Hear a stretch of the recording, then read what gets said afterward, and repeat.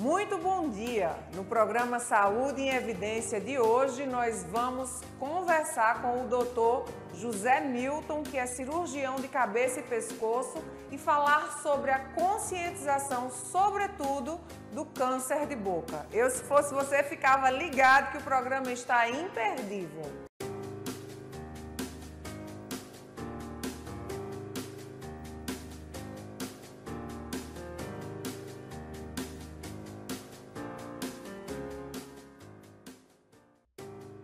Muito bom dia a você que está em casa e abriu as portas para que nós do programa Saúde em Evidência estivéssemos junto com você em mais um sábado. Quero te agradecer por isso e também agradecer a audiência de todos que fazem a TV Nova Nordeste e a TV LW. O programa de hoje está imperdível. Nós já estamos aqui nos estúdios com o Dr. José Milton, que é cirurgião de cabeça e pescoço, e o tema deste mês é em alusão ao mês do câncer de boca, o mês do câncer da cavidade bucal. E é sobre isso que a gente vai começar a falar, e eu tenho certeza que durante todo o programa, você, assim como eu, vai ficar sabendo de muitos outros tipos de cânceres e, sobretudo, como prevenir e como tratar. Então fica conosco que o programa hoje está daquele jeito que a gente gosta. Dr. Zé Milton, seja muito bem-vindo aos nossos estúdios mais uma vez. Já é uma casa que você conhece, sinta-se à vontade. Muito obrigada por ter aceito o nosso convite. Eu que agradeço, bom dia a todos que estão nos assistindo, bom dia, Catarina. Bom dia. E fico aqui à vontade para a gente tentar discutir sobre os cânceres da cavidade oral. Então, esse mês, especificamente, a gente vai falar sobre começar o mês de maio, desmistificando, desmitificando muita coisa sobre os cânceres da região de cabeça e pescoço. Como a gente está no mês de alusão especificamente à cavidade oral, né, o câncer de boca, para o meu telespectador, o telespectador da TV Nova, da TV LW, que está ali nos assistindo, vamos começar pelo básico. O que vem a ser o câncer de boca, Dr. Milton? Então, Catarina, o mês de maio, a Sociedade Brasileira de Oncologia faz alusão aos tumores da cavidade oral, tá? Então, assim, os tumores malignos de cavidade oral são os cânceres da cavidade oral, cuja anatomia inclui desde os lábios até os 2/3 posteriores da língua, também as mucosas genianas, ou seja, a mucosa interna da nossa bochecha, tá certo? O palato duro e os rebordos gengivais ou os rebordos de conteúdo alveolar. Então, isso é o que constitui a cavidade oral em termos anatômicos. Então, todos os tumores malignos que ocupam essa região são os tumores de cavidade de boca, cuja referência vamos fazer sobre eles hoje. Quais são os fatores que podem vir a levar uma pessoa a desenvolver um câncer de boca? Então, os principais fatores de risco relacionados aos cânceres da cabeça e pescoço como um todo são principalmente o uso do cigarro, tá certo? E a bebida alcoólica, normalmente elas estando agregadas uma a outra como somatório. Então, em primeiro lugar estaria o uso do cigarro, também outros tipos de acessórios de fumo, como o cachimbo, o fato de mastigar o próprio conteúdo também, tá certo? Existe o betel, então todos esses usos de fumo, eles referenciam ao câncer de boca. O álcool em segundo plano, tá certo? Mas agregado ao cigarro e aos derivados de fumo, ele agrega valor exponencialmente, aumentando o risco de câncer, tá? E aí existem outras situações, como os pacientes que são imunocomprometidos, pacientes portadores de HIV, que têm mais propensão ao desenvolvimento do câncer como um todo, podem desenvolver mais câncer, tá certo? Existem situações específicas de trauma de cavidade oral, principalmente os pacientes usuários de prótese de longa data, que também podem desenvolver o câncer de cavidade de boca. E existem outros tipos de histologia, e aí não seria o que a gente referencia como de maior número, que é o carcinoma espinocelular, que tem aí um índice em torno de 90% a 95% dos casos. Seriam os sarcomas, os tumores de glândulas salivares, que ocupam menos espaço e que para eles a gente não teria tantos fatores de risco direto. A gente também tem que lembrar que na cavidade oral, de uma forma minoritária, mas também existem os linfomas, que podem ocupar essa região. Doutor Zé Milton, para o nosso telespectador que está em casa, prestar atenção se eu estou falando com você que, por exemplo, como o doutor falou, que a maior incidência de cânceres de boca advém exatamente do uso excessivo de álcool e do tabaco, né? E as diversas formas que eles se apresentam no mercado. As pessoas que hoje estão nos assistindo e já têm um histórico aí de alguns anos de bebida e de fumo, quais são os sinais? E outros fatores também. Quais são os sinais que agora em casa eles podem, vou prestar atenção nisso aqui. Tem alguns sinais antes desse paciente decidir fazer uma consulta em casa, ele já pode prestar atenção em alguma coisa? Sim, então assim, é fundamental a gente ter conhecimento sobre a carga tabágica, que é o volume de cigarro no decorrer dos anos, tá certo? Mas pacientes, principalmente a partir dos 40 anos de idade, tá certo? Que apresentem feridas na boca, que elas não têm uma recuperação espontânea ou com tratamento tópico após 3 semanas de uso de normalmente pomadas que a gente faz uso, tá? Isso já nos faz chamar a atenção a feridas que podem necessitar de uma biópsia para que a gente consiga concluir a citologia e a histologia dela, tá certo? O fato do paciente apresentar sangramento bucal, dificuldade na fala, sentir que tem algum déficit de mobilidade da língua, tá certo? Ou mesmo apresentar aumento do volume cervical, que são linfonodos que podem surgir decorrentes da drenagem do câncer da cavidade oral, e que também são um sinal específico para que a gente possa indicar que o paciente está apresentando alguma doença de maior risco.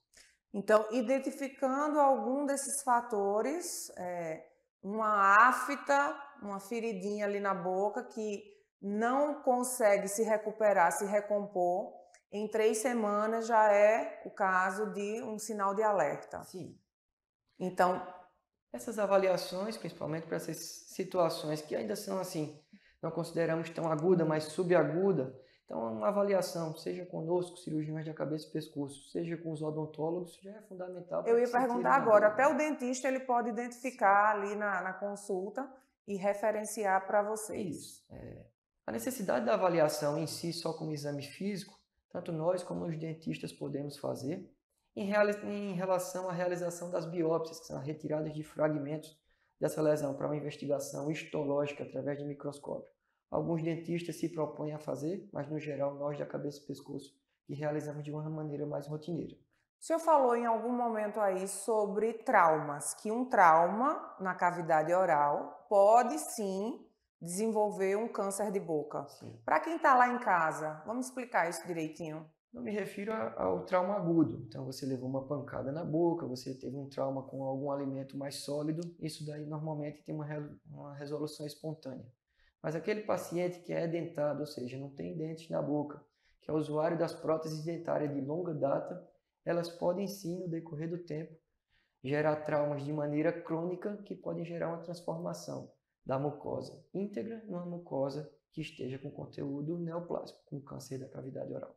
Então, o caminho é sempre esse. A gente sempre orienta você, telespectador, a percebendo algo estranho, algo que não está respondendo à medicação, que você está fazendo ali o uso tópico de alguma pomadinha, como o doutor Zé Milton falou, é procurar um especialista. Então, se há algo na sua boca, na sua garganta também, né, doutor? Os linfonodos, é importante procurar agendar aí uma consulta com um cirurgião específico aqui de cabeça e pescoço, para que quanto mais cedo, melhor. Exatamente.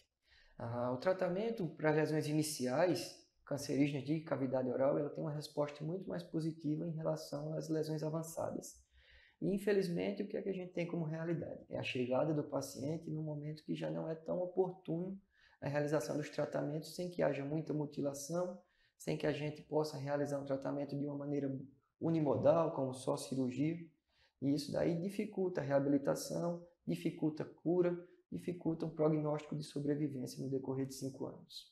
Então, gente, falando aqui francamente, a gente sempre tem alertado você que está aí em casa, porque esse é o maior propósito do programa Saúde em Evidência, levar conhecimento para você. Então, se você ou alguém da sua família ou alguém que você ama faz uso de álcool, faz uso de tabaco há muito tempo, sobretudo os que fazem uso há muito tempo, é necessário sim dar uma passada, marcar uma consulta com um cirurgião de cabeça e pescoço de forma preventiva. Assim como o dentista também, né? A figura do dentista para essas pessoas que fazem uso de tabaco é muito importante porque existe esse diálogo, esse referenciamento para passar de um colega para o outro, para o profissional adequado, para que você não venha a colocar a sua vida, que é o bem mais precioso, em risco. Doutor Zé Milton, se a gente pudesse dizer às pessoas em casa com que frequência ou em que momento procurar o cirurgião de cabeça e pescoço?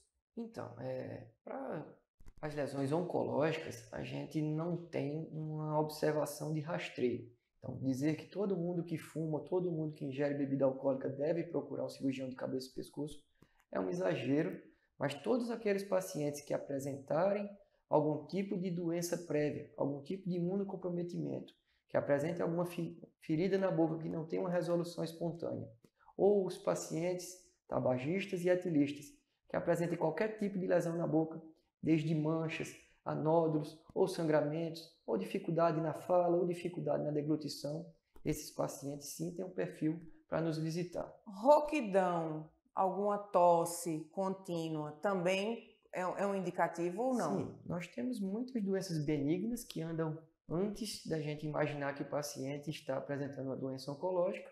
Leve em consideração principalmente o refluxo e os pacientes que são profissionais da voz, como a senhora, os professores, os cantores, eles podem desenvolver rouquidão por inflamação, por nodulações benignas do trato aerodigestivo, principalmente na laringe glótica, que são as pregas vocais, mas o paciente que apresenta tumorações, principalmente na língua, ele pode ter alterações na fala, tá certo? Principalmente porque tem dificuldade na mobilidade da língua, e isso também é uma justificativa para que nos visite. E os pacientes que apresentam rouquidão, que já passaram no médico gastroenterologista, já passaram no clínico, não houve uma melhora espontânea, é necessário procurar nós, cirurgiões de cabeça e pescoço, ou os otorrinos, para que a gente possa fazer uma avaliação de toda essa região e tentar evidenciar se existe algum distúrbio. Excelente. Eu gosto muito aqui no programa de fazer com que os nossos telespectadores, de uma forma simples em casa, possam identificar. Então hoje, se eu estiver errada, me corrija, mas hoje você que está aí em casa pode pegar um espelho, porque no corre-corre do nosso dia a dia, a rotina tem nos engolido e a gente parece que deixou de prestar atenção em nós mesmos. Parece que nós estamos olhando no espelho só para passar um batom ou para pentear os cabelos. O meu convite para você que está em casa hoje é que você pegue um espelhinho, né, doutor? Para olhar a cavidade oral, prestar atenção na boca para ver se identifica manchas, nódulos, lesões ulceradas, verrugas. Porque às vezes não para olhar, né? Prestar atenção na gengiva. Exatamente. O autoexame é um exame mais limitado, já que não está sendo visto por um especialista, mas qualquer lesão que chame a atenção do paciente é necessário que seja retirada a dúvida. Prestar atenção na língua também. Isso. Lembrando que o nosso índice de câncer ele existe, nós estamos falando dos tumores de cavidade oral, que a gente tem uma média anual aí no Brasil de quase 15 mil casos. Se trata do 5º tumor mais comum dos homens e do 7º tumor mais comum das mulheres.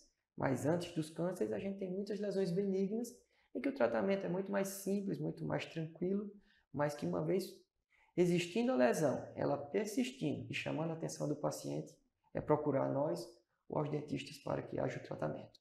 Excelente!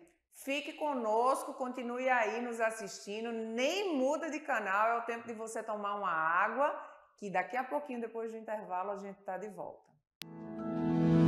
O Memorial Imagem está dentro do Hospital Memorial Arco Verde, o que lhe proporciona a segurança de um ambiente hospitalar, além de contar com vários serviços num só lugar.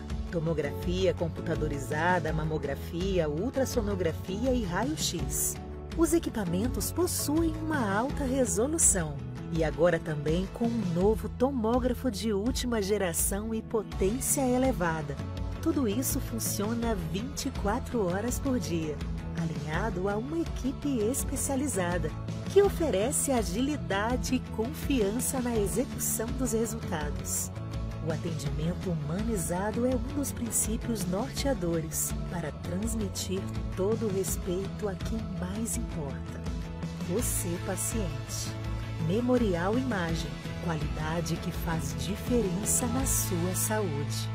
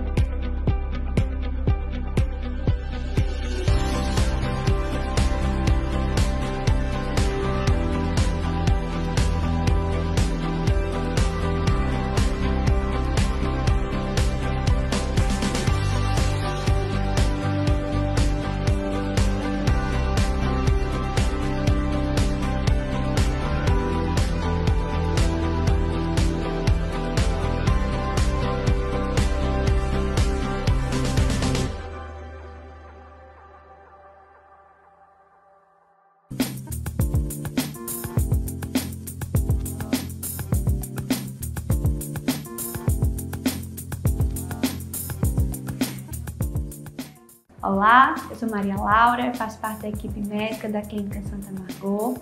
Quero dizer para vocês que estamos trazendo para Arco Verde um atendimento diferenciado. Vamos atender desde o bebezinho até o paciente idoso. Na Clínica Santa Margot, nosso cliente encontrará num só lugar um atendimento médico, odontológico, exames complementares como eletrocardiograma, endoscopia, ultrassom, exames laboratoriais e um outro benefício é o atendimento noturno, ou seja, o nosso paciente tem uma clínica para chamar de sua.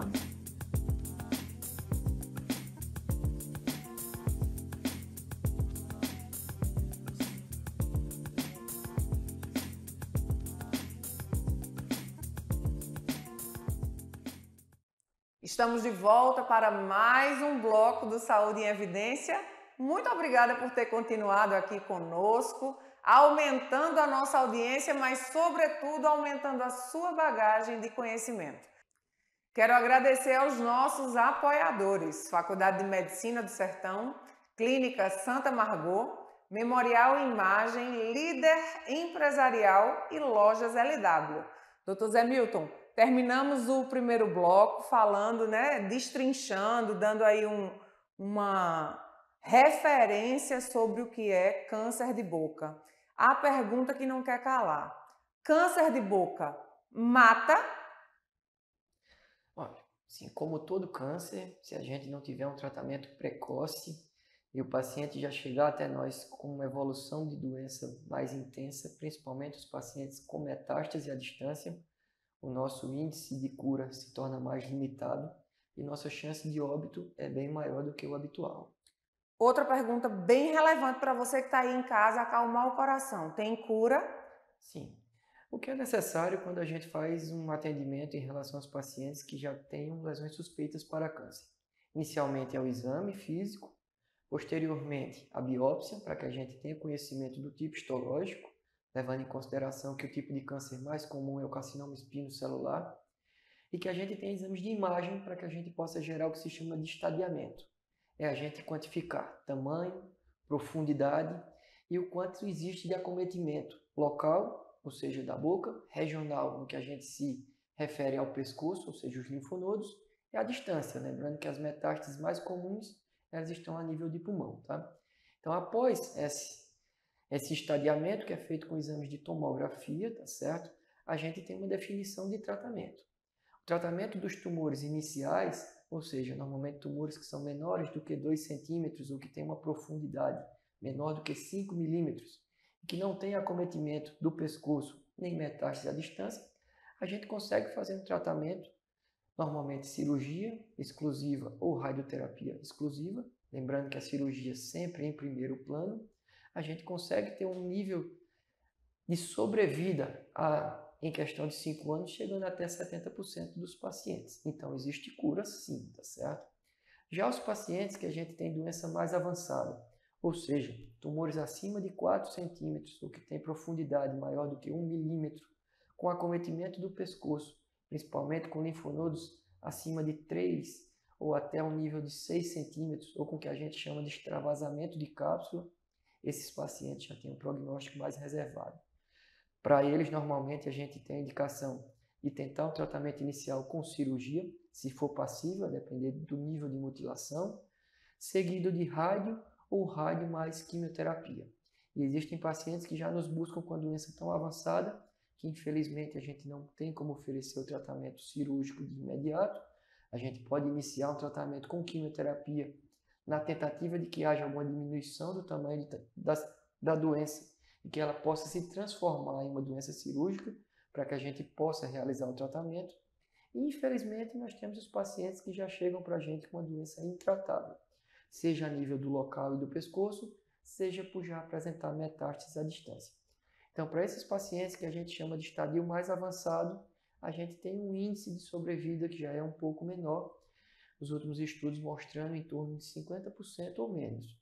E os pacientes que já são metastáticos, infelizmente, a gente não consegue um tratamento curativo, a maioria deles vai para um tratamento paliativo, e a evolução, infelizmente, é uma evolução para óbito no decorrer do tempo. Mas a resposta inicial é: tem cura? Tem cura. Mas cada câncer é um tipo de câncer, cada paciente é um tipo de paciente, e E o que é fundamental é que haja um estadiamento adequado para que a gente consiga classificar a doença e aí, dessa maneira, poder definir o tratamento ideal e fazer o acompanhamento, porque é muito importante que se tenha o conhecimento. O tratamento oncológico, a cura não é após o tratamento inicial. A gente tem um segmento de 5 anos com acompanhamento periódico e após isso é que a gente pode considerar que houve a cura do paciente após esses 5 anos de acompanhamento. Falando de Maio Vermelho, né, um mês que chama muito a atenção, até por causa dos números, né? O senhor falou nos números, só relembra aqui para a gente. A gente tem uma expectativa do INCA para esse triênio 23 a 25, com uma média de 15 mil casos novos de câncer de boca por ano a nível nacional. E levando em consideração nós que somos do Nordeste, nós somos a segunda região em que existe mais casos desses tumores. Então é algo que é necessário sim que estejamos falando sobre esse tema e conscientizando você que está em casa.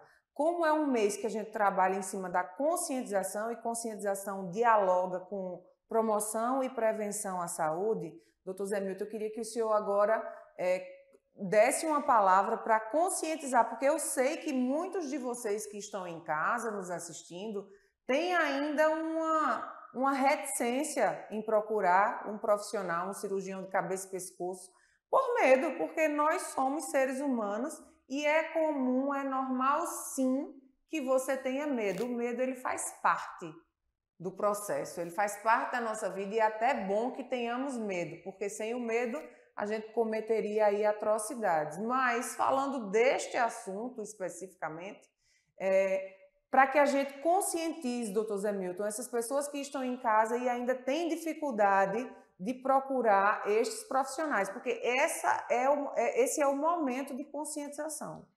Então, o nosso grupo prioritário são os tabagistas, os etilistas e os tabagistas e etilistas, tá?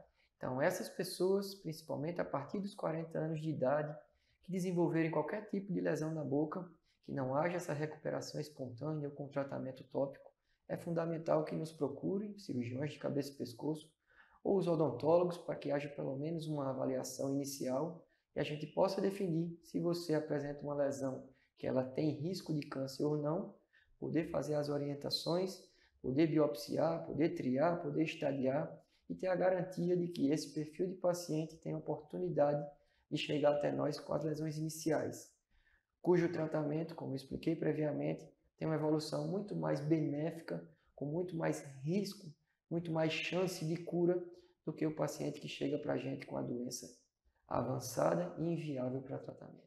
É sempre bom a gente entender, né, e trabalhar isso em nossa mente, de que o médico, o profissional médico, ele é a pessoa certa da gente procurar, e principalmente quando a gente está falando em prevenção. Por quê? Porque aí a gente está livrando vários fatores de risco de começarem a acontecer. Então, quanto mais cedo essa consulta, melhor. Então, a gente vai estar batendo aqui nessa tecla de que você, que faz parte desses grupos prioritários, como o Dr. José Milton falou, esteja já se planejando, certo? Para fazer essa visita ao consultório. Doutor, no Sistema Único de Saúde, existe a figura já do profissional cirurgião de cabeça e pescoço ou só no privado? Não. A nível de estado, nós temos sim, tá certo, os atendimentos de cabeça e pescoço, tá certo? Aqui em Arco Verde nós temos um serviço de oncologia, mas os pacientes, para que haja a entrada deles ao Memorial Oncologia, é necessário que eles já estejam biopsiados, tá certo? E o atendimento de biópsia, infelizmente, a gente não tem aqui com o serviço de cabeça e pescoço. A gente tem a faculdade de odontologia, que possivelmente consegue resolver essa situação de pacientes que chegam lá, já que é um serviço de aprendizado, tá? Eu tenho o serviço de Prefeitura de Caruaru, onde lá a gente consegue fazer essas biópsias, tá certo? Estadiamento e tratamento. E a nível da capital, Recife, nós temos o Hospital do Câncer de Pernambuco, que é a referência para o nosso estado e região, e temos outros serviços também SUS, como INLIP, Oswaldo Cruz, Hospital Barão de Lucena, Getúlio Vargas, Agamenon Magalhães, que disponibilizam esse perfil de especialista. Então não tem desculpa. O Sistema Único de Saúde existe sim esse serviço, né? esse contato com os cirurgiões de cabeça e pescoço, temos hospitais de referência para isso, então a questão financeira não vai ser mais a desculpa. Então, parar de procrastinar essa necessidade, procurar ir na unidade de saúde da família do seu território, para que a rede tome conhecimento e aí estejam passando de um profissional para o outro. Eu sei que é moroso o processo, a gente sabe que tem uma morosidade, mas a gente sabe também que ficar em casa de braços cruzados nunca vai ser a melhor opção, não é isso, doutor Zé Milton? Realmente.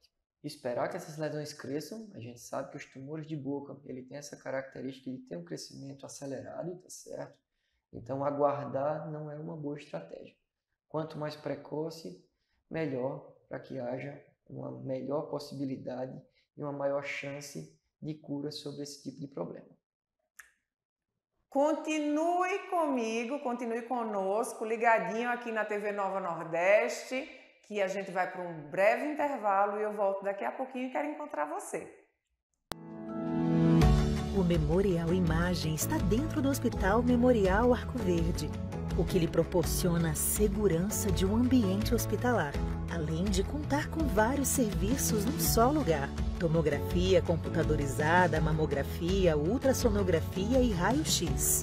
Os equipamentos possuem uma alta resolução e agora também com um novo tomógrafo de última geração e potência elevada. Tudo isso funciona 24 horas por dia, alinhado a uma equipe especializada, que oferece agilidade e confiança na execução dos resultados. O atendimento humanizado é um dos princípios norteadores para transmitir todo o respeito a quem mais importa: você, paciente. Memorial Imagem, qualidade que faz diferença na sua saúde.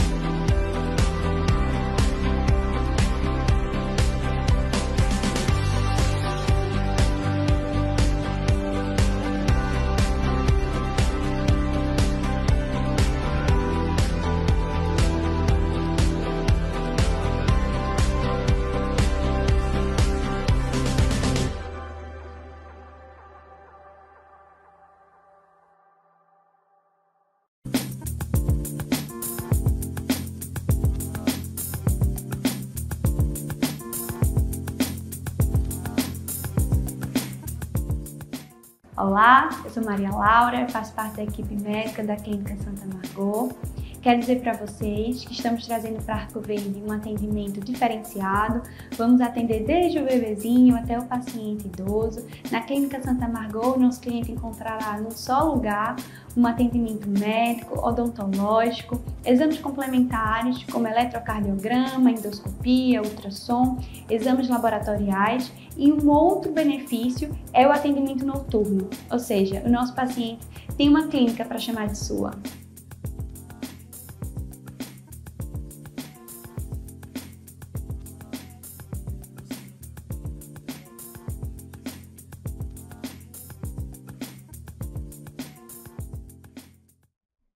Estamos de volta para mais um bloco do Saúde em Evidência e como eu fico feliz de você me permitir todos os sábados estar aí na sua casa, com a sua família, com você, às 10 horas toda semana. Quero agradecer aos apoiadores aqui do programa: Faculdade de Medicina do Sertão, Lojas LW, Clínica Santa Margot, Líder Empresarial e Memorial Imagem. Dr. Zé Milton, eu sei que a gente está no mês da conscientização dos cânceres de boca, mas eu gostaria que a gente pudesse abranger, aproveitar, né, minha gente, que a gente está com um profissional aqui, um cirurgião de cabeça e pescoço, aproveitar para falar de outro tipo de câncer que é muito comum e que eu tenho certeza que você que está aí em casa já ouviu falar, tem alguma dúvida, algum receio, e a gente vai esclarecer, aproveitar a presença do Dr. José Milton aqui conosco. Tireoide, câncer de tireoide. Mas antes de falar sobre o câncer de tireoide, eu gostaria que o senhor explicasse para os nossos telespectadores o que vem a ser a tireoide. Então, Catarina, a tireoide é uma glândula que pertence ao nosso sistema endocrinológico. Ela ocupa o nosso terço anterior e inferior do pescoço, tá certo? Ela é produtora de hormônios, que são o nosso T3 e T4, tá certo? E esses hormônios, eles têm um efeito no nosso metabolismo basal. Então, eles nos acompanham desde a fase embrionária, com o objetivo de crescimento, desenvolvimento, tá certo? Tem muita relação com a nossa parte metabólica, em termos de ganho de peso, perda de peso.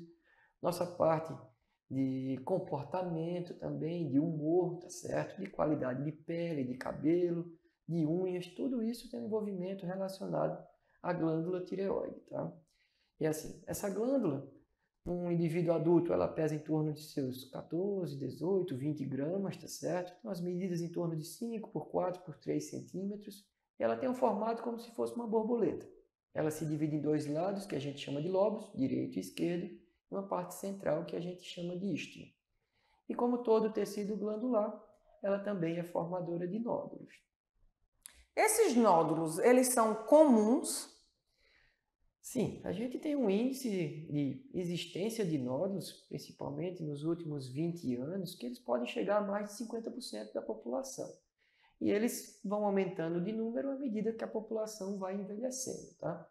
O nosso principal perfil de pacientes portadores de nódulos são as mulheres. O nosso índice de idade a partir dos 30, 40 anos. E nosso rastreio acontece principalmente através dos clínicos e dos ginecologistas, que fazem a avaliação periódica desses pacientes. Em algum momento da vida pedem exames de imagem do pescoço, imagens cervicais, onde podem ser encontrados os nódulos de tireoide. Quando a gente fala nesse universo feminino, né, que são mais comuns no universo feminino, isso pela correlação com a questão hormonal.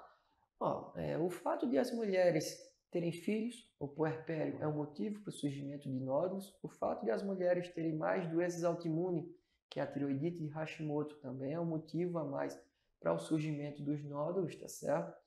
E também o fato de as mulheres terem mais acesso ao médico. Então, a gente pega uma população feminina, o nosso índice de tumorações de tireoide é 5 vezes maior, mas a população masculina dificilmente procura essa assistência médica com realização de exames do pescoço, e aí também se torna um motivo para que eles sejam menos contemplados com o diagnóstico de nódulos de tireoide.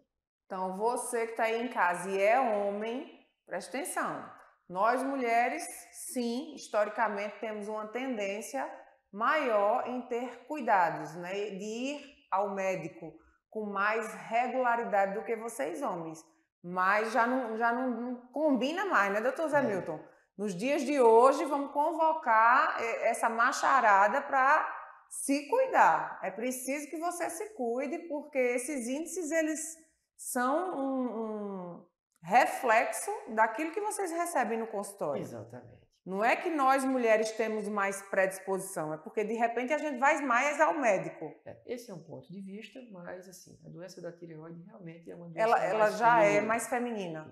Mesmo assim, se você homem está assistindo, é importante que vá, porque também existe, claro, né? Existe e é real. A nossa incidência é em torno de 5 para 1, mas existe um universo masculino que tem nódulos de tireoide e, infelizmente, a gente tem uma estatística de que os nódulos da tireoide do homem, eles têm uma maior propensão para serem tumores malignos do que os nódulos do sexo feminino.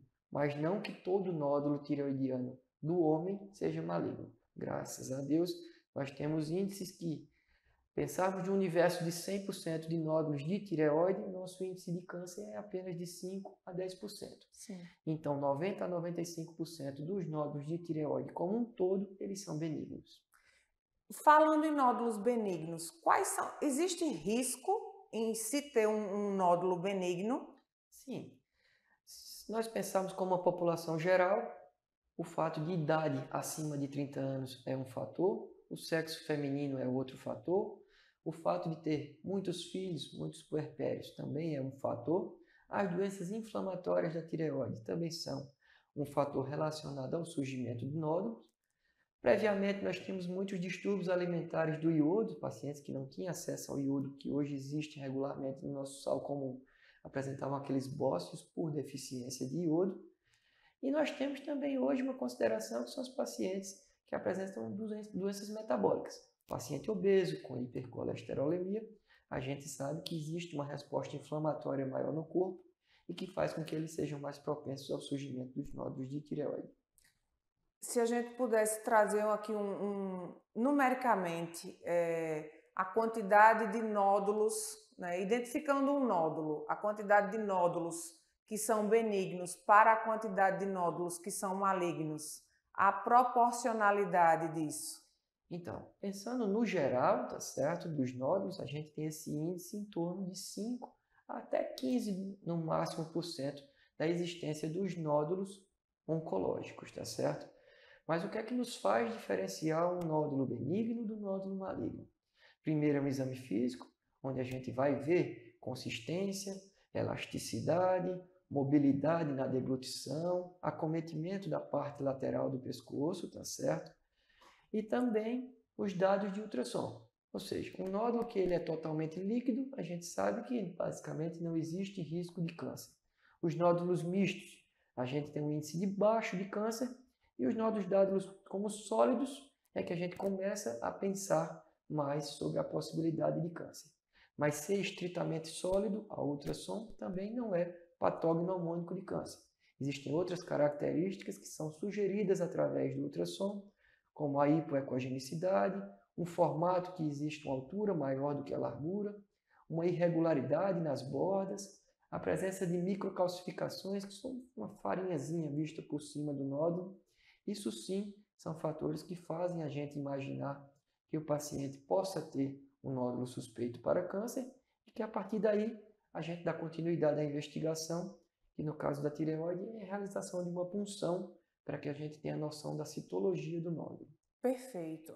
Quando estávamos falando sobre o câncer de boca, fatores visuais chamam a atenção para que se tenha a ideia de procurar o cirurgião de cabeça e pescoço. No caso da tireoide, meu telespectador que está em casa, como é que pode identificar? Tem alguma coisa que o paciente possa dizer, opa, pode ser tireoide, eu preciso investigar a minha tireoide? Pensando em fatores de risco, tá certo? A gente pode imaginar que o paciente que tem mais risco de câncer da tireoide, pacientes que tomaram radioterapia, principalmente durante a infância, tá certo? Pacientes que sejam portadores de certas síndromes, que são as doenças, as síndromes metabólicas e as síndromes endócrinas múltiplas, tá certo? Isso aí pode surgir um tipo de câncer relacionado à tireoide, que é o carcinoma medular da tireoide, tá certo?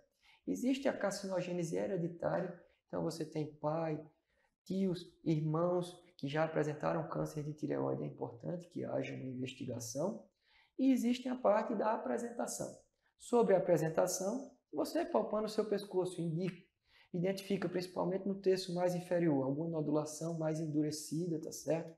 Se você apresenta algum sintoma que a gente considera compressivo, que é a dificuldade para respirar, a dificuldade para engolir, a dificuldade para falar, se você quando deita sente algum sintoma compressivo, como alguma coisa empurrando o seu pescoço, se esteticamente alguém já chegou para você e percebeu que o seu pescoço é maior do que o normal, isso daí faz com que haja necessidade de você ser visto, seja por um endócrino, seja por um cirurgião de cabeça e pescoço, para que faça um exame, a palpação do pescoço e consiga identificar se existe alguma alteração a nível da glândula. A questão do ganho ou da perda de peso de forma desordenada, se eu não estou comendo o suficiente para ganhar este peso, ou se eu também não estou numa dieta restritiva para perder este peso, é também uma sinalização importante?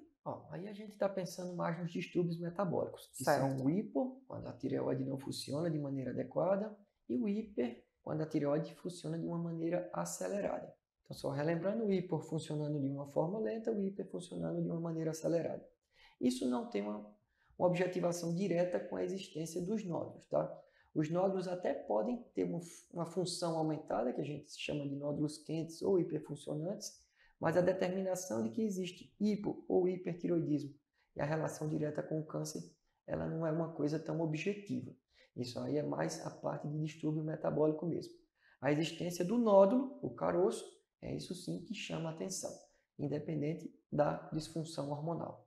Ok, nós vamos sim continuar falando sobre este assunto, mas daqui a pouquinho, depois de um breve intervalo, eu aguardo você no retorno. O Memorial Imagem está dentro do Hospital Memorial Arco Verde, o que lhe proporciona a segurança de um ambiente hospitalar, além de contar com vários serviços num só lugar: tomografia computadorizada, mamografia, ultrassonografia e raio-x.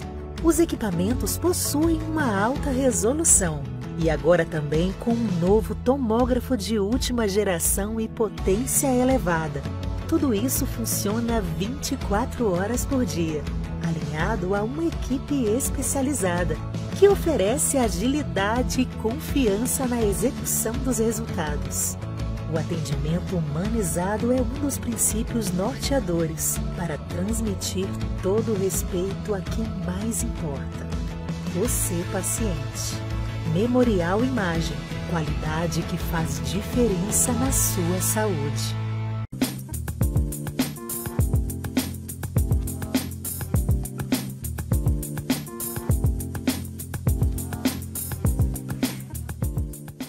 Olá, eu sou Maria Laura, faço parte da equipe médica da Clínica Santa Margot. Quero dizer para vocês que estamos trazendo para Arco Verde um atendimento diferenciado. Vamos atender desde o bebezinho até o paciente idoso. Na Clínica Santa Margot, nosso cliente encontrará num só lugar um atendimento médico, odontológico, exames complementares como eletrocardiograma, endoscopia, ultrassom, exames laboratoriais, e um outro benefício é o atendimento noturno, ou seja, o nosso paciente tem uma clínica para chamar de sua.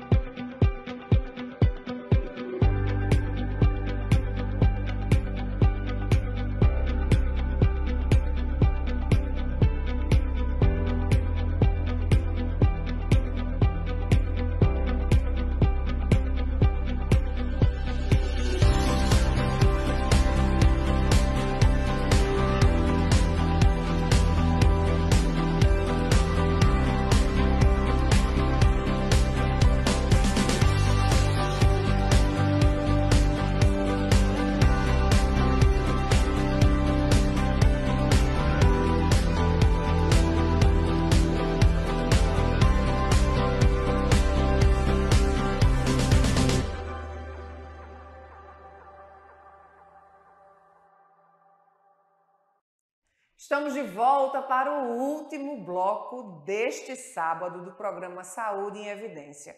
Eu não sei você, mas eu já estou com saudade, mas que bom que no próximo sábado, às 10 horas, você vai estar aí com as portas da sua casa abertas para nós. E quero agradecer, claro, aos nossos apoiadores: Faculdade de Medicina do Sertão, Memorial Imagem, Líder Empresarial, Clínica Santa Margot e Lojas LW. Dr. Zé Milton, vamos começar o último bloco e acredito que este último bloco vai ser muito esclarecedor para o meu telespectador que está em casa. Como funciona, como é que se dá a cirurgia de tireoide? Então, a indicação inicial para o tratamento cirúrgico da tireoide, a gente obedece um critério que é inicialmente a citologia. Então, se hoje nós estamos falando sobre câncer, tá certo? Basicamente, todos os pacientes que apresentem nódulos com suspeita de câncer à punção, nós temos uma categoria que descreve as nossas punções, que chama categoria de Bethesda, Então, todos os nódulos que são classificados como 4, 5 e 6 são candidatos à cirurgia.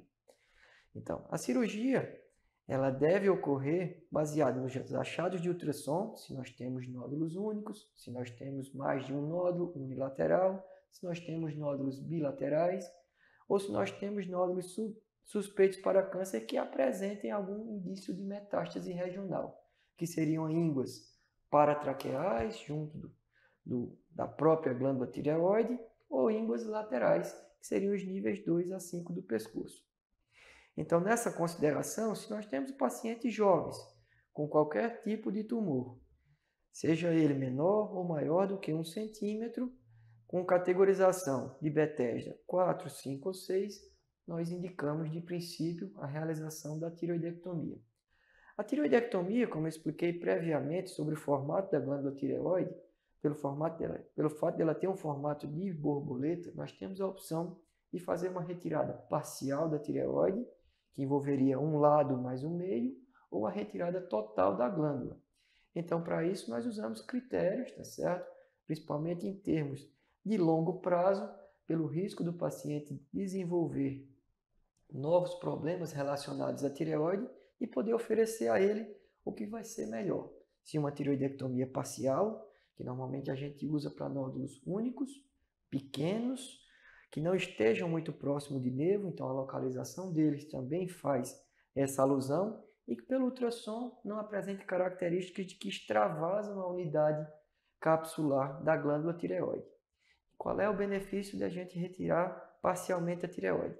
É a oportunidade que o paciente tem em relação a ter menos risco de desenvolver sintomas e sequelas após a cirurgia, que são distúrbios do cálcio, rouquidão, por nós andarmos muito junto do nervo laringeu recorrente, que é responsável pela mobilidade da prega vocal, e que estatisticamente a gente sabe que só mais ou menos 20% dos pacientes que retiram parcialmente a tireoide precisam de reposição hormonal. Então, estes seriam os benefícios, tá certo? Mas existem os pacientes que necessitam da tireoidectomia total, normalmente tumores maiores, tumores bilaterais, ou pacientes que já têm algum acometimento regional, em que nós ampliamos a cirurgia para além da tireoidectomia com esvaziamento cervical, chamamos de recorrencial, quando junto da tireoide, e esvaziamento lateral, quando passamos para a parte lateral do pescoço. Os candidatos para esse perfil de cirurgia são pacientes que, a ultrassom, apresentam nódulos grandes, nódulos que macroscopicamente já apresentam algum tipo de extravasamento além da glândula, pacientes que apresentam ínguas, sejam no nível 6, que anda junto da tireoide, ali na região paratraqueal, ou as ínguas laterais.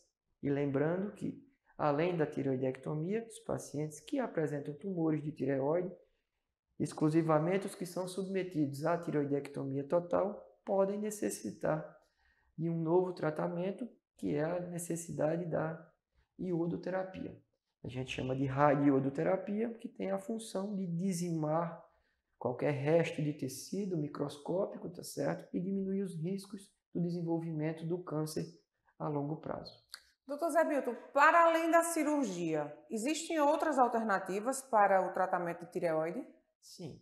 Se nós temos um perfil de paciente muito idoso, que apresente muitas comorbidades, paciente cardiopata, cadeirante, doenças neurológicas muito avançadas, um risco cirúrgico muito elevado, a gente tem uma modalidade que chama vigilância assistida, da gente ficar vigiando essa lesão, como é que ela se comporta no decorrer do tempo, porque nós temos uma informação muito positiva sobre os cânceres de tireoide. A maioria deles é o carcinoma papilífero clássico e eles têm um crescimento muito indolente.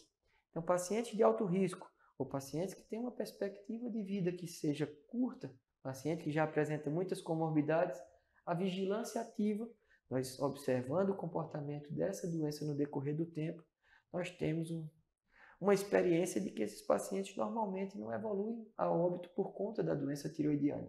A doença tem um comportamento de crescer de uma maneira muito lenta e os pacientes evoluem normalmente de outras comorbidades cardiovasculares, neurológicas e vêm a óbito sem que a gente promova maior sofrimento para eles em relação ao tratamento cirúrgico. que para esse tipo de paciente a gente considera desnecessário, tá?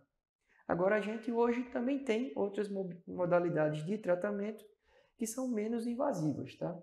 A gente, como todo paciente de tireoide, ganha uma cicatriz na parte central do pescoço, pacientes muito jovens que têm um tamanho de tumor que a gente considera aí menor do que 3 centímetros e de acordo com sua localização, nós hoje já podemos oferecer uma modalidade de cirurgia em que o corte é feito por dentro da boca, então a cicatriz é exclusivamente na transição alvéolo-gengival, tá certo?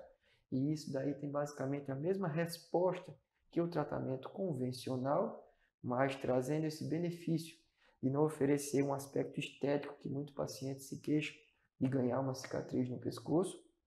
E assim, no último congresso nacional que nós já tivemos uma boa discussão em relação às ablações por radiofrequência, que é um procedimento guiado por ultrassom, em que uma agulha é acoplada junto ao nódulo e oferecido ondas de radiofrequência que promovem a morte dessa lesão.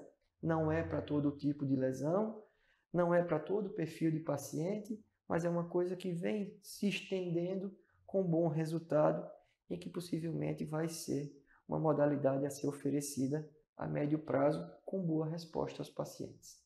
Que notícia maravilhosa, né? Porque aqui no Saúde em Evidência também você tem esse benefício de ficar sabendo das coisas antes das coisas de fato começarem a acontecer. Esse é o nosso propósito com você, o nosso compromisso, trazer sempre informação de qualidade e novidades na área da saúde para você. Doutor Zé Milton, todos nós, todo mundo pode vir a ter um câncer de tireoide?